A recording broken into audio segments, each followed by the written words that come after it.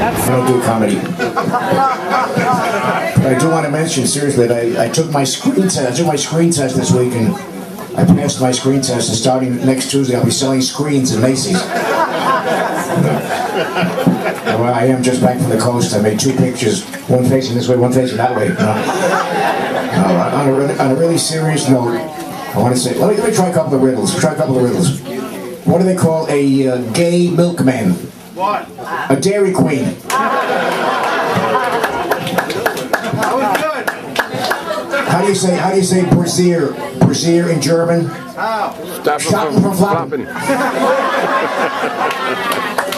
Like that one too. Let's see now. What do they call an abortion in Czechoslovakia? What?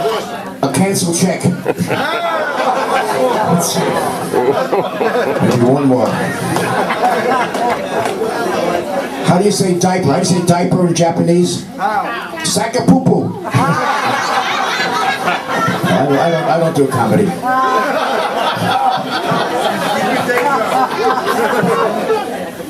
My mission is to say welcome. Now, we heard a man's name mentioned very gently. I'd like to maybe put in my 2 cents. You know, a thing like this doesn't come from nowhere. An event like this doesn't spring from the air. It takes a lot of planning, a lot of investing, a lot of money.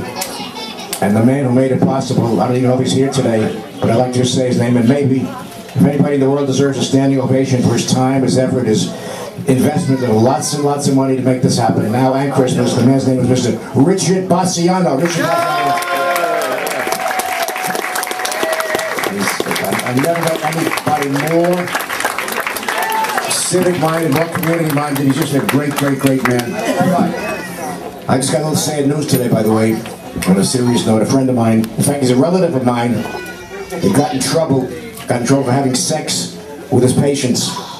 And the sad thing is, one of the best veterinarians I know.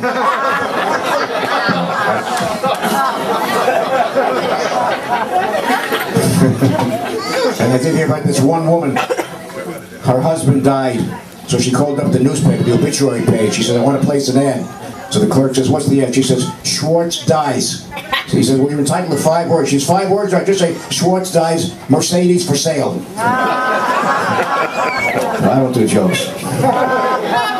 I'm going to sit down now and let you enjoy the show. You want to hear one fast joke? All right, this little Indian girl says, Mommy, why is brother named Weeping Willow? She says, because brother was conceived near the Weeping Willow. She says, Mommy, why is sister named Golden Rainbow? She says, because she was conceived near the at the time of the Golden Rainbow. She says, Mommy, why is my other brother named Running Stream? She says, because she was conceived in the Running Stream. But why ask me all these questions, broken rubber? Yeah,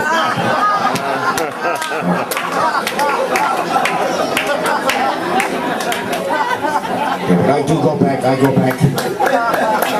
Somebody asked me, a man asked me in the back, if I knew Howard Stern. You know, these are the days of pornography and so forth. I was the first, I think I broke the ice one time back in the days when you could advertise cigarettes on TV. My sponsor was Camel Cigarettes. And I said, 9 out of 10 doctors who tried Camels went back to women. I was taken off the air for 2 weeks. I really was censored.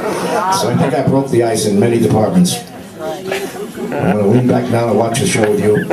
One lady asked me, by the way, if I wear a toupee. I said, no, it's not a hairpiece, you can pull it, it's real hair. But it reminded me, I used to always ask my guests on TV if they got some little inspirational maxim.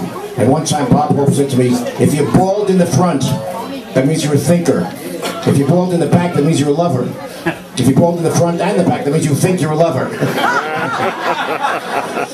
So anyhow, you're a beautiful audience. You're invited back for Christmas. You heard Carl say that. I'm going to sit down with you now and watch what I think is the most amazing young comedy act in the world. He's known from coast to coast, from Rockaway to Brooklyn, and his name is the Amazing Brett. Listen to the Amazing Brett. Brett. The Amazing Brett.